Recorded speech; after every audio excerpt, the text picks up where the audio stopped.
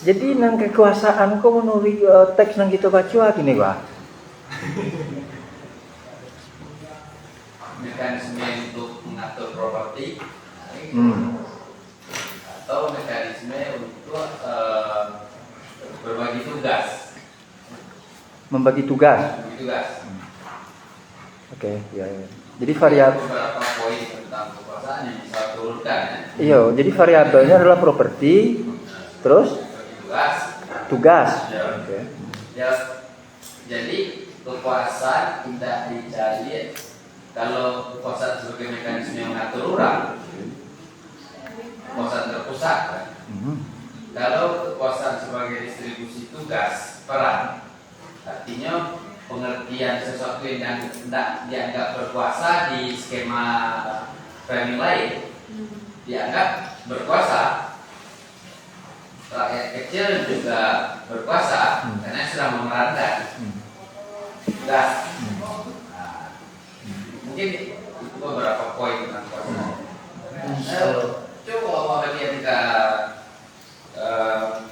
Ami, bahwa Ami menjadi kekuasaan dalam konteks buku ini bang. Iya di teks, baik teks. Mulai di sebenarnya perempuan Minangkabau sebagai subjek sinorwani dari awal itu memang malah di awal anggap saya bersepakat lewat keterlibatan yang sedikit di ranah politik itu perempuan Minangkabau posisinya subordinat gitu kan. Ketika ada yang subordinat ada yang dominan.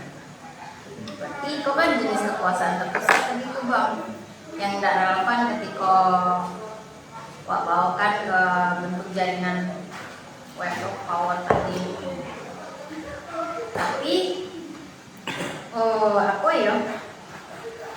Karena jujur kami lebih bisa membayangkan bentuk kekuasaan dominan dan subordinat ala si Nurwaniko sebenarnya ketimbang membayangkan distribusi peran dalam web of power tuh loh. Apakah artinya nodes antar nodes di dalam web itu tidak ada praktik kuasa?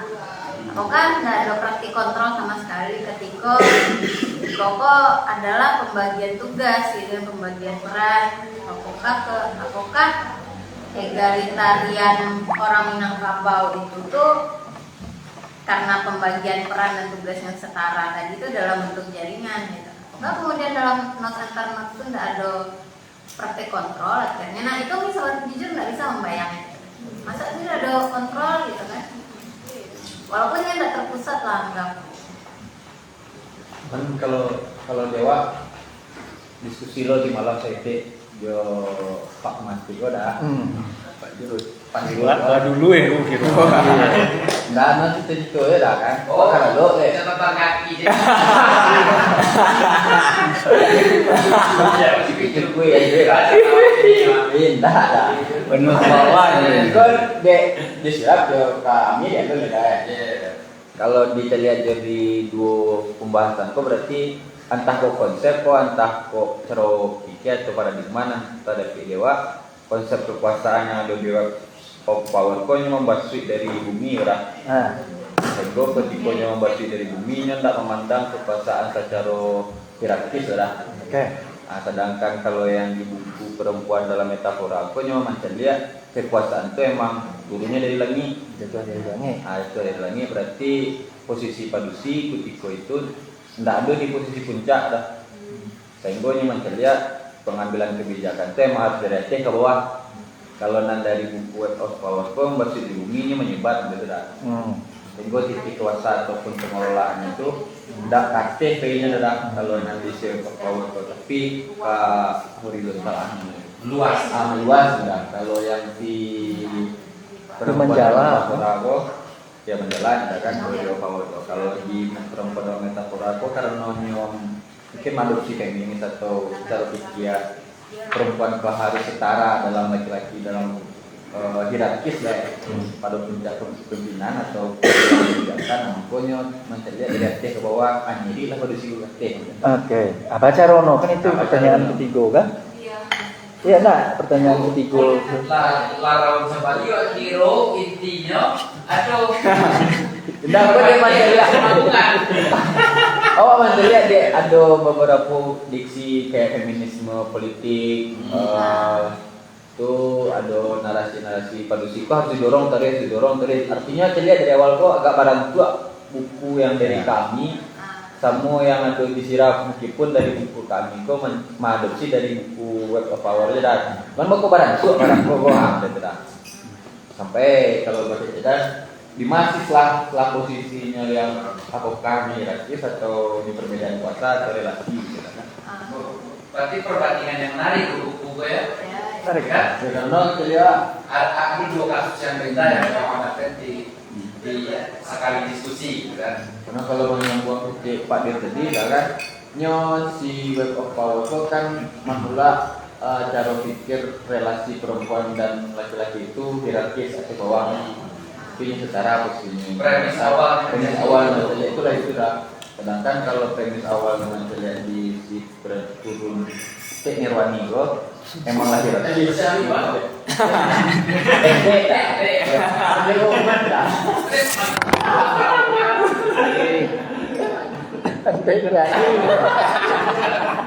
Apa masalah virus? Tahu sama dia. Aman, dipas. Oh iya. Dia tampil wah saya menantu jadi tampil bijak itu beda aku atau kamu dek buku baca lebar aku Yang pandai siram di buku. sampean. Cocok di dirut. Bisa jadi direktur C periode lain. Program satu hari ini ada. Manca dok. Ada kalau ada orang kue ruko awak kena gerabah. Wah, tentang kapan? Iya kan itu lah. Cek lain, dia pakai lama ulang. Refleksi kami tentang bayangan tentang perempuan dan kekuasaan setelah baca buku dan diskusi. Mungkin cita-cita yang tak bayang. Tak bayang. Iya, Nyalek gitu. kan bisa. Setelah di aku itu pikiran di buku kalau baca yang lain tak bayang. Tunggu lu Mi. Nah dua pak. Iya. Itu ditanya lo sirap. Iya. Hah? Wah refleksi sirap. Itu ada perempuan gue yang punya semangat untuk keluar ke ruang publik. Nyalek. Di masa lamoku adalah ranahnya laki-laki merasa tergaduh atau tidak kan refleksi juga maksudnya kan di awal tadi karena kan ke dua cara baca yang berbeda dari dua buku yang berbeda yang terkait kekuasaan saya definisinya berbeda yang dipakai oleh orang-orang penulis dua buku gitu kan yang satu hierarkis, yang satu kekuasaan itu berada di ruang publik, yang satu tidak di ruang publik, di domestik pun kekuasaan itu jadi penting. Nah itu dari definisi itu berbeda. Nah akhirnya ketika definisi tentang kekuasaan itu berbeda, hasil ketika mencari ke lapangan dalam penelitiannya menjadi berbeda loh. Kalau yang secara hierarkis kekuasaan itu berada di ruang publik, akhirnya dicari loh kenapa di Minangkabau padusi tidak ada yang keluar, yang berpolitik, yang masuk ke birokrasi, masuk ke ini, yang dicarinya itu karena yang kekuasaan itu menempel pada struktur-struktur hierarkisnya. Tapi ketika Blackwood menggunakan definisi yang berbeda, yang ditemukannya itu adalah ternyata kekuasaan itu berada di tunggak rumah gadang, berada pada wanita senior yang di rumah gadang itu yang tidak sekolah, yang tidak terpapar dengan wacana feminisme segala macam, gitu. Tapi dengan definisi tadi, ternyata dalam kehidupan sehari-hari kekuasaan itu ada di situ. Nah itu kan dua cara berbeda untuk mencari. Nah tanyanya kan balik yang tadi, refleksi kedua pemantik, kasarnya kekuasaan atau kacamata yang kau pakai gini sebagai subjek, gitu, sebagai pribadi, kira-kira begitu. Awak menduga, aku dugaan awak kalau siraf, nggak usah lah, produksi kok. Dia kan mencalek, tanya lawannya gitu ya. Tapi itu dugaan, awak bisa salah. Barat agen Mas Budi. Ya, kalau kami bang ya, itu dugaan sementara saja. Jangan-jangan Evelyn kok datang ke Taram mencari alternatif dari cara berpikir perempuan di negaranya. Nurwani pun mampu alternatif dari cara berpikir perempuan di negarinya pulau.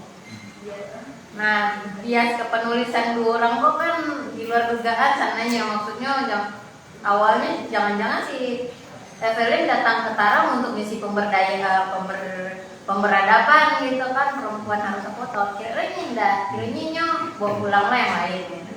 Si Nurwani pun membawa dari dua datang ke dalam kok, membawa misi pemberadaban dulu gitu kan.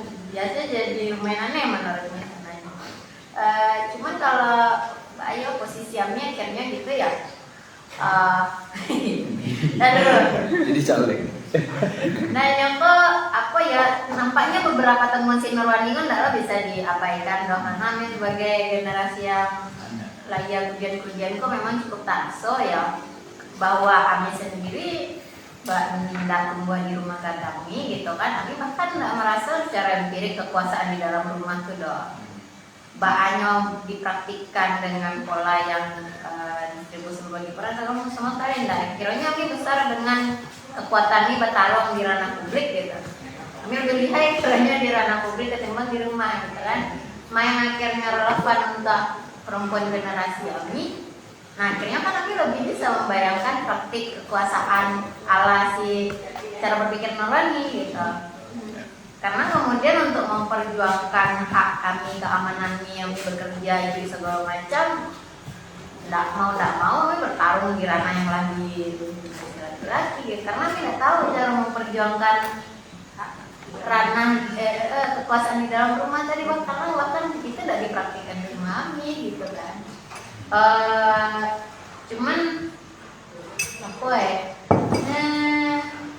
ya mi kayaknya harus baca si Evelyn karena ternyata membaca ke buku orang tua aku justru mi nampaknya akan lebih memahami praktik kekuasaan yang di dalam rumah tadi agak timbang buku orang awal serang gitu.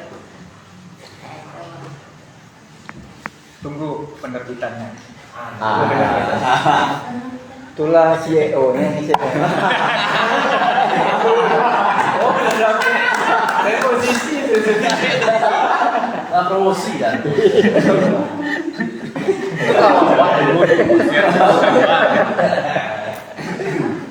Buku tadi sedang terjemah.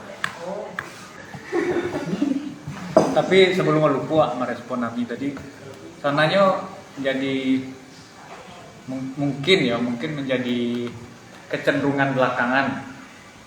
Tidak lo belakangan mungkin lah semenjak feminisme itu lahir barangkali sebagai terma intelektual yang dibicarakan semenjak dibicarakan dan terlihat sebenarnya dominan dan hegemoninya cara baca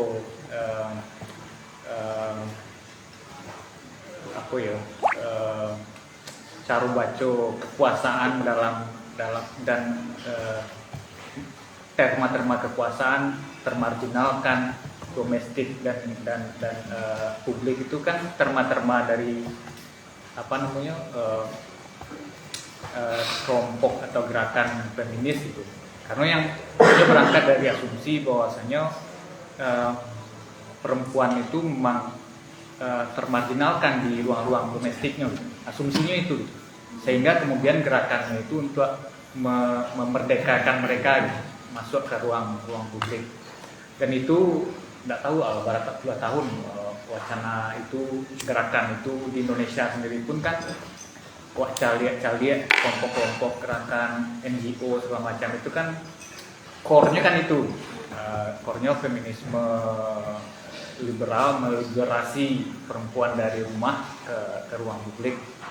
Dan itu secara secara harus diterima itu cukup menghegemoni, bahkan tidak hanya menghegemoni gerakan itu sendiri, tapi menghegemoni Cara publik, cara pikir termasuk laki-laki sendiri pun bahkan menganggap seperti itu.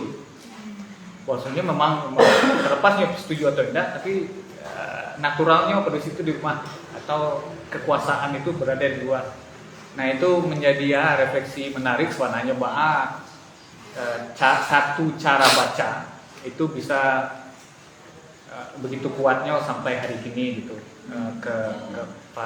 Padahal kalau dibongkar ke belakang begitu, gerakan atau cara pandang feminisme liberal itu hanya salah satu saja dari sekian banyak definisi, konsep, teori yang membicarakan relasi antara laki-laki dan perempuan. Nah, jadi banyak yang lain sebetulnya, tapi karena sejauh itu mungkin peran dari negara, NGO dan lain-lain gitu ya, yang kebetulan sangat dominan mengusung wacana seperti itu. Jadi seolah-olah pilihan pun memang harus mengikuti itu. Nah, salah satu buktinya tulisan Blackwood Iko gitu. Makanya di awal seperti tadi hanya menjadi semacam menjadi pembanding lah kira-kira dari wacana yang ada dominan tuh, ternyata ada cara baca lain bahwa kekuasaan itu tidak terpusat, tidak hierarkis, yang bisa menyebar, yang bisa berada di ruang-ruang informal, dan itu kemenangan atau kelebihan dari Blackwood kok, magiah cara baca yang berbeda. Terlepas beko setuju atau tidak yang gitu ya, tapi sedang bagian pilihan kok ada cara baca yang berbeda, termasuk tulisan-tulisan Peggy Sunday, Pak Ronen, Pak Rinen, itu setidaknya ada corak yang berbeda dalam mencari bahas relasi antara laki-laki dan perempuan dan bahas kekuasaan bermain di situ. Nah, mungkin itu artinya ketika kacamata kok banyak bisa terletak di meja sadonya, bisa bongkar pasang sebelum menentukan. Nah, gitu. Kalau menentukan itu adalah persoalan pribadi ya, tapi setidaknya dengan mencoba seluruh cara baca itu ada ruang untuk memenuhkannya lebih aku. Itu mungkin merespon. Jadi mudah-mudahan suatu kali dibahas, diterbitkan. Amin. Pada siapa kita semangat? Tidak boleh. Suara kaji, itu perorangan tadi kan.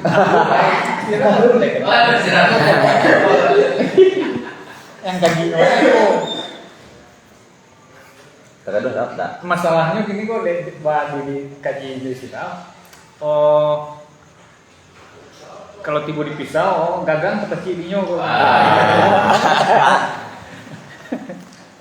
Kembali lah bang. Kembali.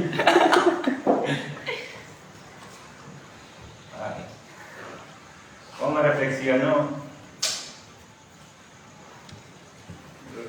balik ke langsung pilihan politis langsung muncul di kepala. Oke, ya lanjut.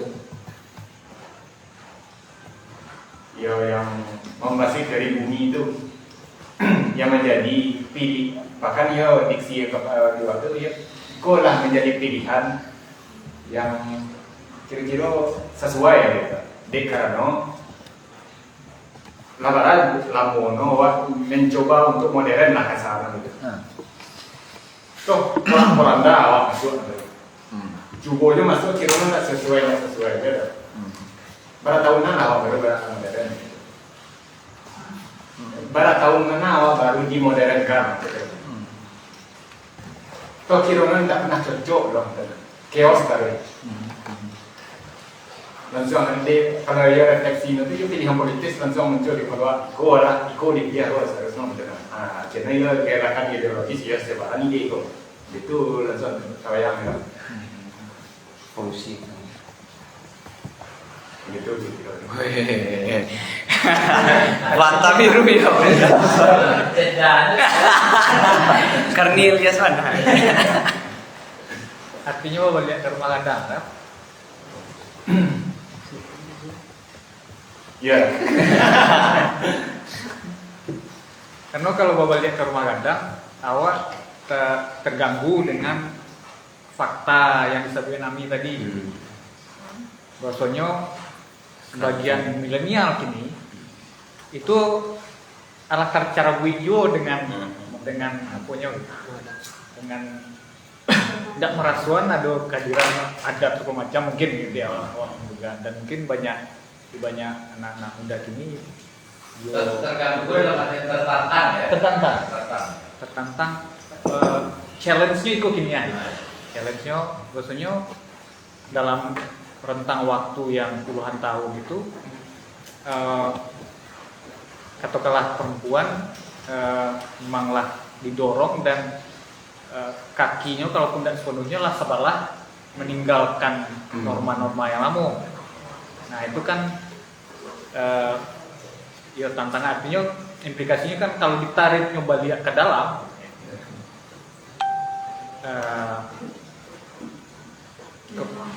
iya jadi persoalan baru sementara hanya tidak dibangun dari ketek dari lahir tidak terbangun dalam kultur yang sebagaimana yang dipaparkan Evelyn Blackwood. Nah itu mungkin menjadi PR rasa sama saya mungkin ya Berarti judul bukunya setelah itu tidak Web of Power lah. The Point of Power. Beliau besar state dah. Terus tahu. Besar idenya nyampe di sini. Kan tadi namanya kalau seandainya refleksi Bang Rap adalah pilihan politis yaitu memilih Blackwood tadi membahas ekonomi tadi gitu dah. Sedangkan wak punya tantangan yaitu fakta-fakta yang dihadirkan dari kami tadi gitu. Kalau ada keinginan harmonis kayak nilai yang tetap, prasarana yang berubah.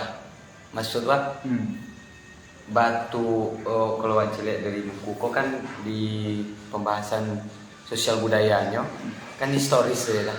Adanya campur tangan kolonial yang merubah rumah sebagai sentral menjadi rumah sebagai kerangkeng sehingga ada niat untuk keluar dari situ. Nah kalau nilai tadi kayak nilai sentral tadi adalah nilai yang tetap, kemudian prasarana tidak mesti rumah, bisa jadi politik ataupun yang lain gitu. Itu bisa tidak jadi suatu yang harmoni untuk menggabungkan yang apa tadi itu, yang dua kau gitu. kasih rap Kawak bersama. Kalau itu berarti jawabannya pada praktik yang akan dilakukan. Artinya menjadi kalau tadi siapa menjadi pilihan politis, cita-cita politis lah ya. Dari refleksi tadi, cita-cita politis jadi movement lah ya. Baiknya bahwa tuh langsung itu terbayang langsung yang pilihan politis tadi dia menjadi keseharian di lapangan tadi itu bahwa krisis nilai Gen Z apa semua organisasi dari kalau nggak tahu dia terhati lah itu yang kesalahan di persimpangan kau tadi itu Opo dan hegemoni pun datang dia tapi anda non transfer dia cara kui amudiko laku perilaku keseharian kita orang yang tidak kalau refleksikan ke yang terjadi tahun 70, tahun 99, dan ketika orang flash tiga titik itu tahun 8 balikan ya, ada usaha untuk merekonstruksi kembali Minangkabau yang dulu, selalu menambah kerumitan jadinya. Karena yang dibayangkan misal Raffles ketika di Tersangka ini kecewa karena Minangkabau yang ingin misalnya itu tidak seperti itu loh, tidak bantu Minangkabau dalam William Masden loh, sehingga kemudian dilakukan rekonstruksi sesuai nilainya. Konstruksinya direkonstruksinya rumah Gojong sebagai rumah Minangkabau. Nah, dampaknya berpuluh-puluh tahun kemudian, tahun 70-an, ketika terjadi usaha untuk kembali ke Minangkabau semacam itu, dijadilah bangunan-bangunan di seluruh Sumbarko harus memakai Gojong. Untuk gubernur, kalau istilah besar tadi waktu orang pakai kopiah lapang harus pakai Gojong. Besok ada lagi bangunan ketek, untuk kopiah lapang. Apapun Minangkabau jadi Gojong kan. Nah, yang benar itu hanya salah satu rumah adat dari Ampek. Dan tahun 99 setelah Orde Baru kembali ke Nagari. Selalu dari buku saya jadi betapa rumitnya usaha untuk kembali itu gitu. Jadi jawabannya bukan kembali gitu. Tapi Berputar kepala. Ya, jadi bukan kalau kembali kan Bali yang menetap lapor situ. Jawabannya putar kepala usah masa lalu kita. berputar kepala. Ya kan? Jadi tidak bawa dia ada putar kepala usah masa lalu kita tuh dia nampak kalau jalan baru ke masa depan. Dan itu misalnya. Kalau awak mau ikut refleksi lo jadinya kan jadi polemik namanya rumit lah itu nak. Satu sisi apakah perempuan kemudian tak boleh berpolitik misalnya, ke ruang publik dalam semangat feminisme misalnya gitu. Bagi Wak itu mungkin tidak jadi masalah doh. Artinya bagi Wak itu tidak jadi masalah, tidak akan menghambat keinginan secara prinsip tidak akan menghambat perubahan-perubahan gini kok tidak mestinya menghambat perempuan untuk berperan di macam-macam tempat di luar ruang domestik kulturalnya. Cuman bukan masalah ya. Cuman ketika bicara masalah relasi gender, karena kan feminisme itu lahir dari perdebatan tentang relasi gender. Ketika bicara soal relasi, itu tidak hanya bicara soal perempuan saja. Ini bicara tentang laki-laki juga, karena gender ini kalau dulu kabarnya dua sihnya, laki berusi itu gender. Aba relasi orang kok, tahu itu. Dalam dikotomi barat tuh yang relasi orang berdua kok padusi di rumah, laki-laki di luar. Kemudian laki-laki kok presisinya tinggi dan itu terdiskriminasinya, itu gerakan feminis masuk di situ gitu. Pak mengaduan itu kan itu. Nah, oke, tidak masalah ketika perempuan bisa keluar dari ruang publik, ruang domestiknya untuk meraih sebagaimana yang bisa diraih oleh laki-laki, tapi implikasinya apa ya terhadap relasi sila perempuan itu dengan laki-laki? Analoginya mungkin mereka kalau barang pola keluar kan hubungnya siap tinggal di ruang domestik. Di ruang domestik kok kosong, tidak mungkin kosong kalau ingin melanjutkan kehidupan juga. Karena pertemuan laki-laki dan perempuan kok regenerasi ada, kan? Ada anak-anak, ada penerus, ada generasi. Nah, kalau kedua-duanya keluar, implikasinya ke ruang domestik seperti apa. Nah, itu yang perlu dipikirkan. Tidak masalah laki-laki di luar berkompetisi dengan perempuan, perempuan di luar kompetisi dengan laki-laki, tapi yang mungkin menurut penting untuk difikirkan lebih luas itu implikasinya ke ranah domestik seperti apa. Apakah kemudian gerakan feminis untuk mendorong perempuan keluar bersertaan dengan gerakan untuk mendorong laki-laki ke dalam? Karena yang di domestik tidak bisa ditinggalkan menurut Wak. Anak-anak harus ada yang menjaga, membesarkan, merawat. Nah, apakah gerakan itu bersertaan dengan menarik perempuan laki-laki keluar?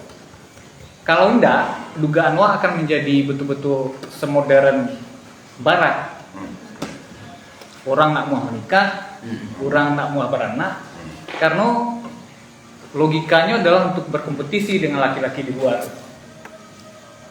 Kalau nggak berkompetisi di luar, banyak kan membangun jembatan rumah tangga di dalam. Kira Mulai itu beri ya jembatan. Titian. Jadi karena awak berbicara kekuasaan kau dalam kerangka relasi gender, mungkin tidak bijak kalau hanya melihat laki-laki saja atau perempuan saja. Tapi harus menceliak kedua-duanya. Oh, ini zaman lah berubah, produksi boleh ya, silahkan mungkin ya.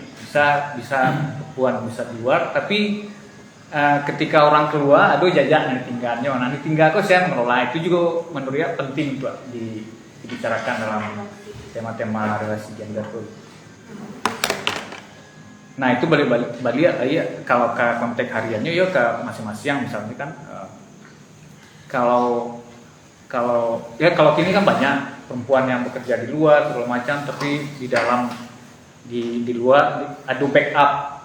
Kalau dulu cara lamu ada backup misalnya mamanya, neneknya segala macam. Nah hal-hal seperti itu ada enggak di era modern tingkat lanjut kini kok yang memikirkan gitu. Ketika itu bisa dikelola tidak hanya sebagai perempuan saja gitu, tapi dikelola sebagai bagian dari relasinya dengan laki-laki atau dengan kelompok sosial yang lebih besar, ya tidak masalah menurut itu malah rencana. Artinya ada peran-peran yang saling tukar, saling berganti-ganti ya, gitu ya. Namanya isi maisi, tolong menolong mungkin di situ core-nya. Tapi itu ya itu jadi refleksi yang pribadi yang mungkin nggak tahu lah ya. Karena awal nggak setuju loh ketika produksi harus di rumah mau urus ada nggak lo lengkap persetujuan awak dengan itu loh. Tapi di sisi yang lain ada implikasi yang lain yang mungkin patut juga mendapat sampai juga ditelaah gitu. Dari Bang, nampaknya yang jadi dasar kenapa anggaplah pertanyaan nomor 3 si Nurwan itu bagaimana mendorong keterlibatan perempuan, mungkin itu langkah awal untuk membuat anggaplah meja kok ini sedang rapat membahas pembagian peran domestik dan luar tadi. Dan di ruangan kok 3 ceweknya minimal setengah gitu kan, meja si Nurwani baru bisa yang Adia tuh buat bicarakan bahasamu gitu kan. Nah sebelum membicarakan peran itu nampaknya upaya cara Nurwani dan paradigma berpikir ala Nurwani itu lah minimal membuat meja kok semua jumlahnya dulu, nantilah adil enggak nampaknya itu ya menurut kami makanya karena kan cara memutuskan model kok bukan cara memutuskan ala hukum ala adat tadi kan.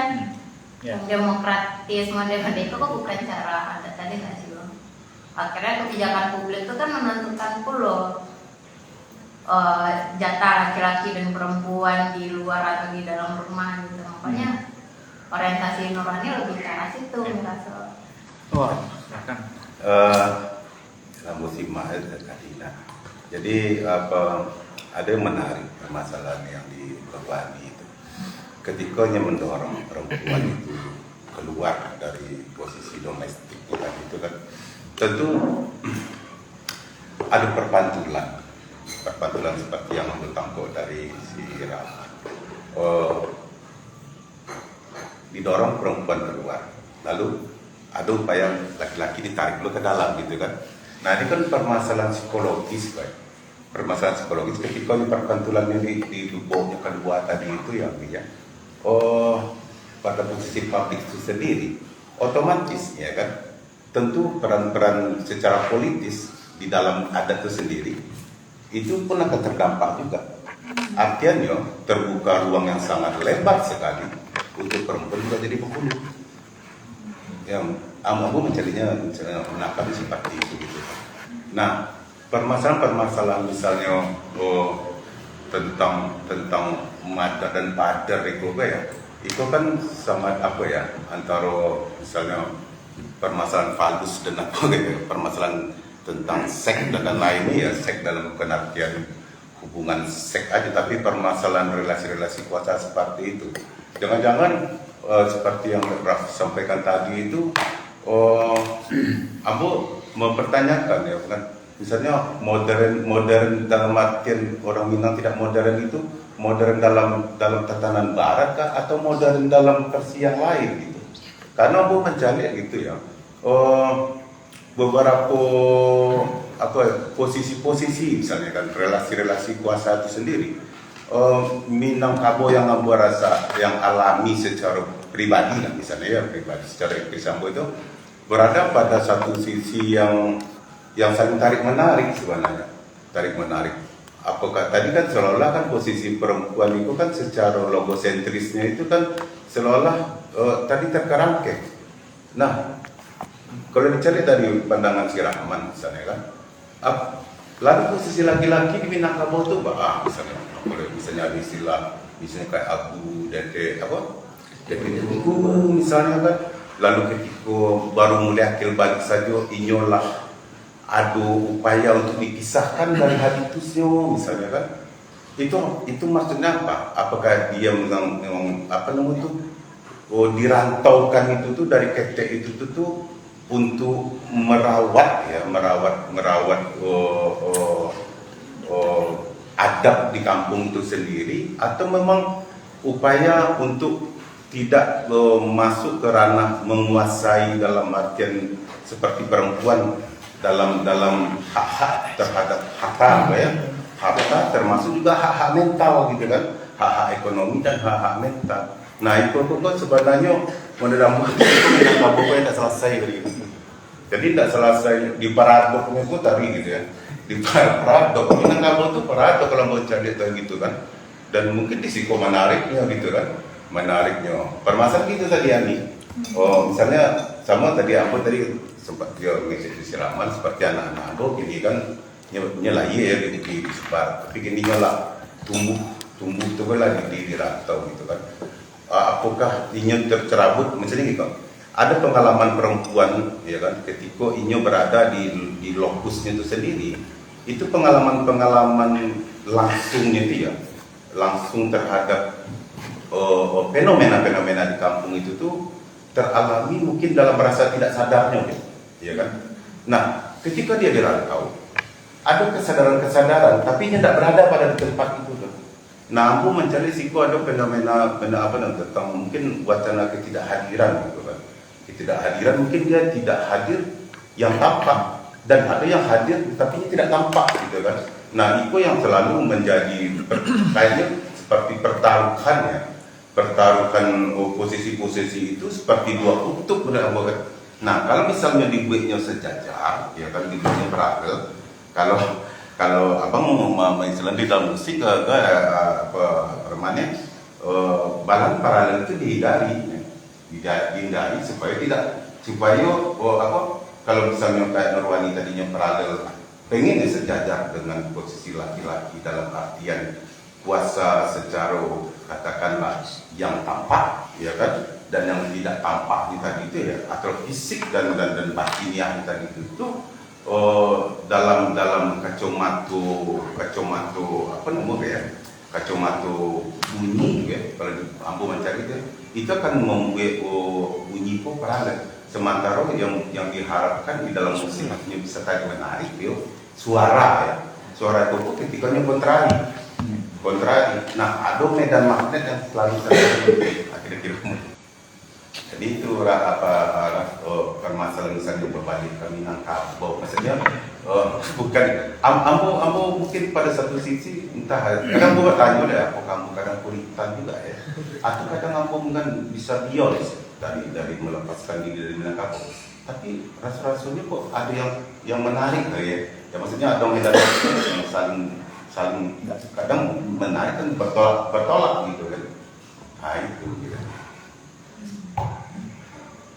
Ketidaktahanan batin menjadi paradoks itu itu bahwa dia menjadi paradoks itu kan dituntui untuk bahwa tenang untuk menjadi paradoks yang berbenturan itu tadi. Ya mungkin itu kadang misalnya seperti teks-teks yang mau yang hadir tadi mengakibatkan yang stabil tadi kan, tidak stabil dan ada kegempaan sehingga mungkin membuka celah-celah yang lain kali ya Rahmat ya. Di dalam topik buat pengarangnya tentang paradoks itu mekanisme yang katakanlah mampus untuk melampaui. Paradoks Minangkabau justru ketika dilekatkan pada konteks hierarkis dilampaui persoalan hierarkisnya. Salah satu fungsi paradoks itu melampaui tadi. Mungkin itu lagi-lagi paradoks atas paradoks yang melampaui tadi tidak jadi mata kak. Intermezzo habis tengah dua balik. Ya, entah mau baca. Tapi saya gitu sampai jam berapa? Jam 3. Jadi sila makan tayo. Seketek kan Pero. Pertanyaan reflektif Man Santako memang jadi PR Wak, untuk mencari perubahan sosial termutakhir di Nagariwa gitu ya, di kampung. Karena kalau perubahan sosial yang diteliti misalnya Pak Taufik Abdullah dengan soal pendidikan dan perseteruan antara kaum muda dan kaum tua di awal abad ke-20 melahirkan gejolak-gejolak pemikiran dan lain sebagainya. Ambo mencalian menuraikan tadi itu misalnya dari periode 70-an lah ya. Jadi di periode Peggy kayaknya tahun 80-an akhir ke Belubuy ya. Itulah mendorong si Peggy kecil untuk sekolah dan kan itu aja doh bahas supaya orang Padusiko bisa memberdayakan diri, kalau bahasa Nurani, memberdayakan diri dengan pendidikan via pendidikan ya. Meski Rohana Kudus dan Lestarinya dulu kan telah menganggap cikal bakalnya dari situ. Tapi poin pertanyaan Man tadi itu apa yang terjadi ketika nan laki-laki jo padusi terlepaslah jantan batino nan jadi laki-laki kah? Ya. Jadi laki-laki padusi kan gender, jantan batino seks gitu ya, jenis kelamin. Ya. Ketika itu keduanya lah keluar dan seperti yang diidealkan Nurani, nah siapa menggabahi nan ruang privat gitu. Lain yang menggabahi pasar. Komodifikasi ruang privat. Taiko ambo nak tahu Pak Direktur ke depan bisa cari pertumbuhan daycare di Minangkabau dalam mungkin 10 tahun belakangan atau 20 tahun belakangan. Kemudian mudahan tanya ke Pak Rahman dulu tuh soal home care kan, betapa banyak kebutuhan orang untuk membersih-bersih yang menyasar menyapu, memasak. Bisa bisa disamalingankan di macam tujuh PAUD, TK. Iya, ambo sudah TK dulu gua. Jadi ambo kenal sekolah tu SD, TK tu nak do pengah sekolah main selang tu yang kayak. Tapi kini kok keluar lampari baja lampada entah yo kayak tidak tapi hanya sekolah lah. Artinya itu kan lah komodifikasi ruang privat, artinya musuh sebenarnya kalau dulu ideologi antara kiri yo kanan di tahun 50-an dan itu proyek Gears dan Kahin ke Indonesia, kok kini kok pasar yang lip. Yo akhirnya kan ada yang mengambil celah itu. Ayo dan pasar itu. Kalau ingin terus meregenerasi. Iya kalau enggak pernah mau di orang Jepang tuh. Dan itu, yo artinya kan ada pilihan itu laki-laki perempuan bertarung di luar, tidak akan menikah, kalaupun menikah tidak punya anak, free child, kecil orang gini gitu kan. Dan banyak contoh di negara-negara barat yang industrial itu model itu gitu. Apakah itu kan menarik juga, apakah kita menginginkan masa depan atau mengarah ke situ atau ya itu tadi dimanfaatkan celah-celah dikomodifikasi ranah-ranah domestik tadi gitu untuk kerja-kerja perawatan. Ada yang menarik tapi lupa entah artikel entah buku yang baca. Tapi kok sangat spekulatif dan penuh perdebatan terkait dengan komodifikasi tadi itu tuh. Ketika tahun ya pasca revolusi industri lah di Amerika berjalan, mengeluarkan perempuan dari ruang domestik itu sebagai upaya untuk menambah komoditas tenaga kerja. Jadi ketika pekerja hukum ekonomi lah, kalau barang banyak itu murahnya. Ketika tenaga kerja murah, kosnya tentu lebih murah. Ketika tenaga kerja banyak, itu kosnya lebih murah. Nah, dikeluarkanlah perempuan dari ranah domestiknya untuk mengisi bank tenaga kerja. Dan buktinya tenaga kerja perempuan lebih murah dibandingkan laki sampai hari ini. Nah, itu sangat spekulatif, sangat penuh perdebatan, tapi sejalan paradigmanya dengan yang disampaikan Danya tadi. Jangan-jangan ketika laki-laki dan perempuan keluar dari rumah, yang di dalam menjadi barang komoditas yang bisa diinvestasi sama pasar. Jangan-jangan, nah itu kan jadi menarik. Kecuali itu tadi si Raf bersedia untuk ke rumah, artinya bermain peran, berbagi peran, bertukar peran, itu mungkin bisa jadi jalan keluar. Dan itu hanya akan bisa berlangsung kalau tentu komunikasi gitu kan, antara laki-laki dan perempuan. Dan kalau dalam buku siapa kok Blackwood kok ada term negosiasi yang tanpa henti. Jadi paradoksnya kok akan tetap ada, dan Anyo akan menegosiasikan karena tidak mungkin samuan orang dengan yang lain dong. Kalau samu sadonya menjadi strukturalnya gitu, menjadi dogma barunya. Tapi ketikanya dibiarkan menjadi terjadi dalam negosiasi di antar gender itu dalam konteks hariannya. Nah itu coraknya akan berbeda-beda. Ada keluarga yang laki-laki keluar, ada keluarga yang lusi keluar, dan itu beragam. Keragaman itu yang membuat menurutlah, dan proses menjadi beragam itu yang membuatnya menjadi dinamis, menjadi lebih egaliternya di situ Pak Sobo.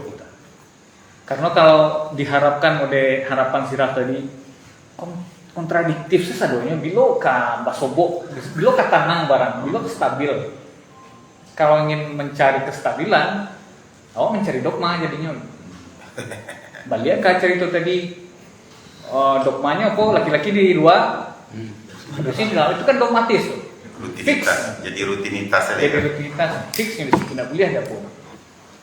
Tapi kalau ingin mencari keluar dari dogma itu, ini masuk ke ranah-ranah politik tadi dalam bentuk negosiasi antar personal gitu. Tapi persoalan komodifikasi tadi itu menarik untuk mencari apa nyong bermain dalam relasi gender dan gender.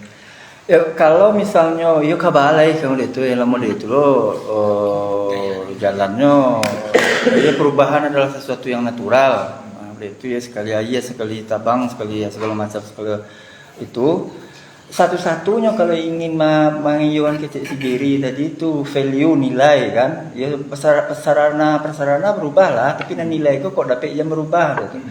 Maka di kurikulum dan doktrin pedagogi dan diajar di PAUD dan segala macam tuh akhirnya bisa dalam tanda petik bermain kan.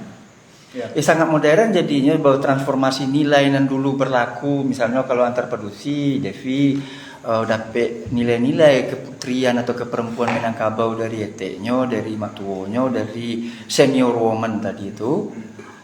Kemudian di generasi Gen Alpha kini kayak dari teacher miss-missnya di PAUD lah bahwa berdua tuh kalau padusi harus bersimpu aja ngangkang-ngangkang kamu deh tuh karena di rumah orang kayaknya main TikTok sempatnya di kantua kan amaknya kayak apanya pai selingkuh kakak kota lain ketika tugas kan bisa jadi mulai tuh tapi di daycare di PAUD-nya diajar oleh teacher lulusan misalnya lulusan Sandong teachernya apa itu S1-nya PAUD. Pedusiko menurut hadis tuh menurut kitabnya Canduang kisah Siti Budiman mereka orang pedusiko bisa jadi transformasi nilai kan transformasi nilai aja tuh. Cuman formatnya berbeda dari 100 tahun yang lalu. Jangan-jangan ke situ arahnya lewat gitu kok. Tambahnya apa dan bukan memastian ya aku kira memastikan proses transformasi tadi itu proses transformasi nilai tadi itu transformasi nilai namanya transformasi nilai namanya transformasi nilai ya. Regenerasi nilai itu perlu dipastikan transformasi nilai yang dikerjakan oleh pasar yang hari kini diorientasikan sekolah untuk pasar bisa melakukan hal yang kokoh itu mungkinkah atau enggak itu tantangannya kalau akan bisa mengharapkan institusi pendidikan ialah sangat market oriented kok dan berorientasi dilakukan oleh market dilakukan oleh pasar dan diorientasikan ke pasar melakukan transformasi nilai yang tadi itu. Mau saya bahasnya ya? Per teori bisa, karena mau punya buku kurikulum and ideologi judulnya. Jadi terserahlah pelaksanaan sia, tapi di tiap kurikulum tuh pasti disisipkan di situ ideologi. Ideologi itu kan nilai ke bahasa sederhananya. Dan paling penting kan siaran ada di balik penyusun kurikulum kok. Ya, Ambo merasakan sendiri untuk konteksnya untuk orang gaek kan. Saat karya yang produksi itu tidak bisa indah untuk di rumah menjaga orang gaek produksi ya Ambo. Tu lakinya harus temandombo harus lo keluar gitu. Kita paso minta tolong orang 1-2 hari ya. Karena menjual tuh. Harusnya birrul walidain berbuat baiklah kamu ke orang tuamu. Langsung mengambil nasi untuk amamu dan seterusnya. Kini kau harus dihargai dengan sekian puluh ribu per hari untuk mengambil nasi untuk amamu. Dan mungkin pada satu titik tertentu adik Devi, Ipa Ambo, itu juga keduanya jadi maja kan. Pagi harus jauh orang. Akanlah terbukti tuh ini kok. Apa nanya kasih dapat tapi sayang minta Iya bisa jadi udah itu ya bisa jadi itu bisa jadi kasih diberikan tapi sayang hilang. Iya bisa jadi sayang tuh tidak dapat karena sayang itu tidak bisa tergantikan tapi parameter kalau menurut Imbo bukan parameter landasan normatifnya dalam Islam kan ada loh enggak bakal ada istilah ibu sepersusuan. Artinya sayang dari dua sepersusuan itu kan diakui kok ya. Secara syarat kan. Bapak Raf. Iya betul. Bang. Oke, Itu secara formal. Pak. Itu secara formal ya. Tentunya secara formal setelah panjang obrolan tadi, tampaknya kesimpulan kita kembalikan lah pada diri masing-masingnya ya. Sudah kemana-mana obrolan tadi. Alhamdulillah.